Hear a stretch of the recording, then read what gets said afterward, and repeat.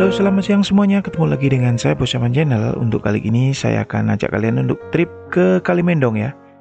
Di mana di sana ada sebuah tugu yang sangat bersejarah bagi Banjarnegara. Oke, bagaimana kisahnya?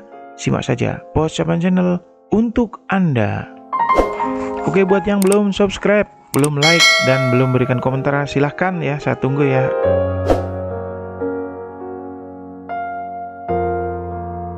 Tugu ini sebagai penanda pernah terjadi tragedi trek bom yang merupakan salah satu kejadian bersejarah yang ada di Banjarnegara.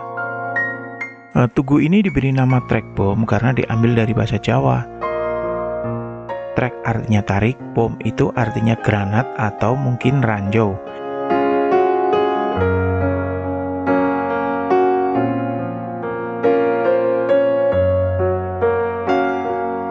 Monumen trek bom terletak di Dusun Kalimendong, Desa Danaraja, Kecamatan Purwonegara, Kabupaten Banjarnegara.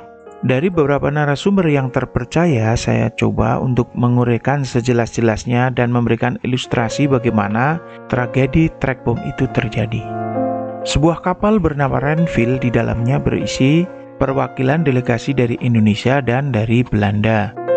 Tujuan dari diadakannya perjanjian Renville adalah untuk membagi wilayah kekuasaan Indonesia dan kolonial Belanda, di mana perjanjian itu sebenarnya sangat merugikan bangsa Indonesia itu sendiri. Secara teritorial, Banjarnegara terbagi menjadi dua wilayah pemerintahan, meliputi daerah timur yaitu Johor hingga Sigalo, dan pemerintah kolonial Belanda mendapatkan daerah barat yaitu Kumiwang hingga Susukan. Pembagian wilayah pemerintahan ini memancing adanya perlawanan masyarakat daerah pendudukan Belanda untuk terlepas dari pendudukan Belanda. Markas-markas TRI dibentuk di daerah pendudukan Belanda untuk melawan pendudukan Belanda.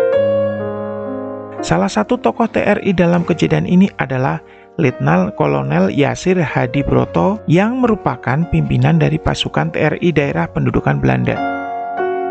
Pasukan TRI daerah pendudukan Belanda mendapatkan perlengkapan perang dan bantuan dari pemerintah RIS yang berpusat di Banjarnegara. Pemerintah RIS selalu memasok keperluan perang kepada TRI secara diam-diam. Pada masa itu, sering sekali prajurit Belanda melakukan konvoi besar-besaran dengan tujuan untuk mengawasi daerah kependudukannya. Ternyata hal ini dijadikan kesempatan emas bagi para TRI untuk melakukan perlawanan kepada prajurit Belanda.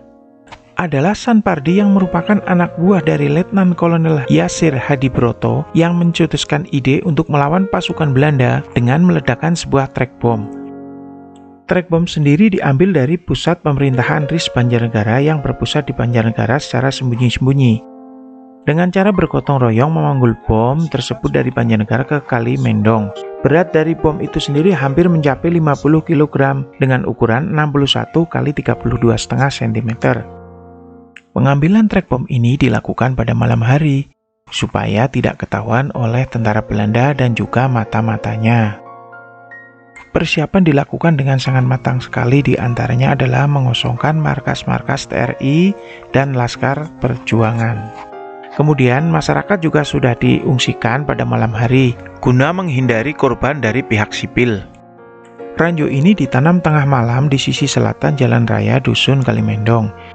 Sejumlah tentara dan pemuda pejuang bertugas mengawasi lingkungan sekitar agar tak terintai oleh pihak Belanda. Kawat sepanjang 200 meter diambil dari kabel telepon PCKA untuk diikatkan pada ujung bom sebagai penarik.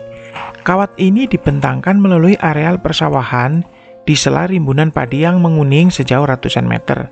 Ranjau siap ledak itu dijaga oleh beberapa staf prajurit TRI dan pemuda pejuang. Beberapa pejuang memata-matai markas tentara Belanda di Purworejo Kelampok untuk mengetahui agenda Belanda. Pada tanggal 30 Desember pagi, iring-iringan mobil tentara Belanda melintasi jalan raya Desa Danaraja untuk melaksanakan patroli di daerah perbatasan. Perjalanan mereka dibiarkan aman. Pemuda pejuang mengincar serdadu itu saat pulang ketika melewati jalan yang sama. Kendaraan yang melaju paling depan dibiarkan lewat karena tidak berisi banyak orang. Sedangkan yang menjadi target adalah kendaraan truk yang kedua karena berisi penuh serdadu Belanda. Beberapa saat kemudian, Sanpardi segera menarik kawat. Seketika hancur luluh lantah, tak tersisa, semua tentara dan para petinggi Belanda mati oleh kedahsyatan bom tarik kala itu. Di antara puing-puing, ajaibnya Mistam warga desa Danaraja yang ditawan tentara Belanda dan dimasukkan ke dalam truk patroli saat itu selamat. Sebuah kendaraan tank yang berjalan di depan justru tidak berbalik menyerang para pejuang, tetapi melarikan diri dan segera melaporkan kejadian itu di markasnya. Belanda pun berkabung atas peristiwa naas itu. Belanda meluapkan amarahnya dengan membakar seluruh rumah penduduk di desa Danaraja, termasuk rumah Sanpardi. Tak selam seorang laskar anggota perjuangan berbalik menjadi pengkhianat dan memberi informasi siapa yang menjadi dalang dari semua kejadian ini. Sejak saat itu, Sanpardi pun menjadi buronan tentara Belanda. Setelah terjadinya penghadangan tentara Belanda oleh para pejuang Indonesia, daerah Kalimendong seketika menjadi desa mati ketika malam tiba. Karena kaum pria mengungsikan diri untuk menghindari sewaktu-waktu terjadi penggerebekan. Tak cukup dengan menetapkan daerah tersebut menjadi zona tidak aman bagi tentara Belanda, Belanda pun gencar melakukan pengawasan ketat di daerah tersebut dengan melakukan pengintaian udara dengan menggunakan pesawat capung moncong merah. Pada masa-masa kritis disinyalir ada orang sekitar yang menjadi mata-mata Belanda yang menunjukkan keberadaan daripada Sanpardi. Oleh karena itu, Belanda menjatuhkan bom-bom dengan pesawat moncong merah dan membumi hanguskan daerah sepanjang Jalan Raya Banyumas sampai Banjarnegara dengan tujuan dari pembumi hangusan tersebut adalah untuk memusnahkan markas-markas TRI yang berada di sepanjang jalur Banjarnegara hingga Susukan.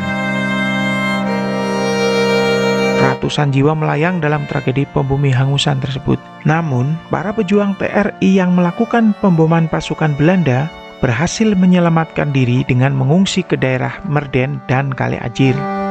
Penangkapan secara membabi buta yang dilakukan oleh tentara Belanda kepada rakyat sipil yang dianggap sebagai anggota Laskar Perjuangan TRI dilakukan secara brutal.